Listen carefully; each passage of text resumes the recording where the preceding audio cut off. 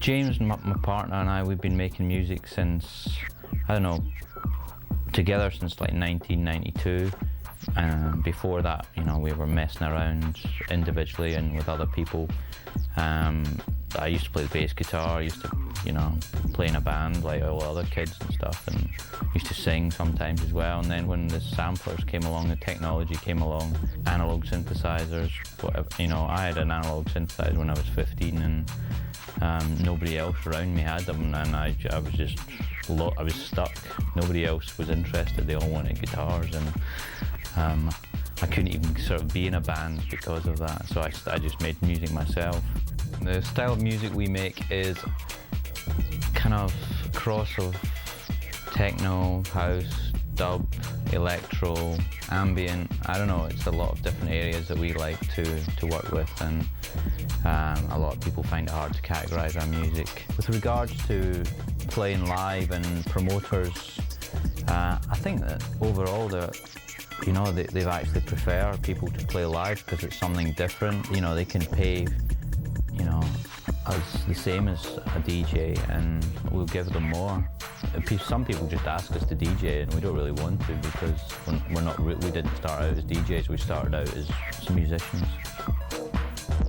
When the two of us are working together, one of us is working on the mixer and one of us is working on the sampler and the sequencer, and you know, I can be doing one thing, playing the pads on the MPC or playing with the filters or whatever, and James will be working on the mixing desk, and so he'll mute things when I'm trying to bring something else in sometimes, but we usually get it.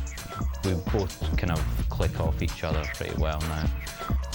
We met this guy one day in a record store, and he was actually somebody that we'd known a few years earlier, and he worked as an A&R man at a record label, and he'd now set up his own label.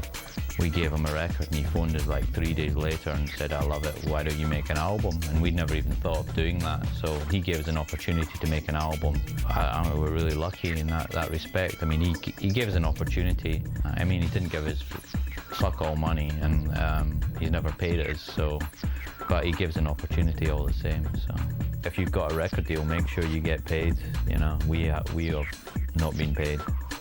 The only person that's ever paid us is Richie Houghton. We did an EP with him, and he's always paid us, and you know, got to respect the guy for that.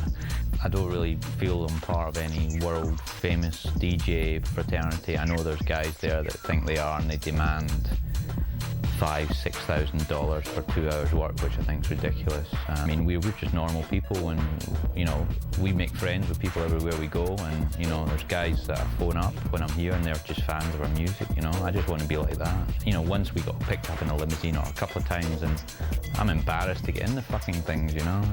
They're just I mean, that's crass, tasteless society. I'm not interested in that, you know.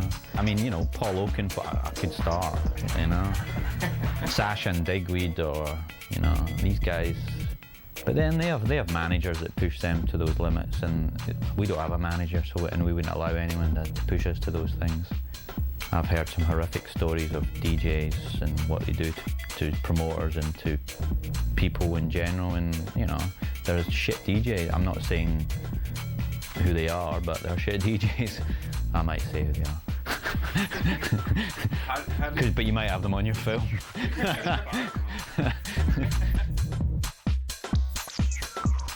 Buy some equipment and really learn to work it, learn everything about it, and then don't be taken in by manufacturers telling you that this is the next thing, you have to get this, when you still haven't got your head around the last thing that they brought out.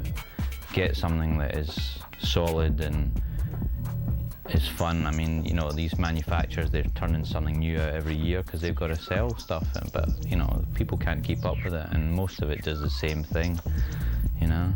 That's my advice. Get something basic and stick with it, and don't expect your first music to be the best, you know. It can be, but don't expect it to be.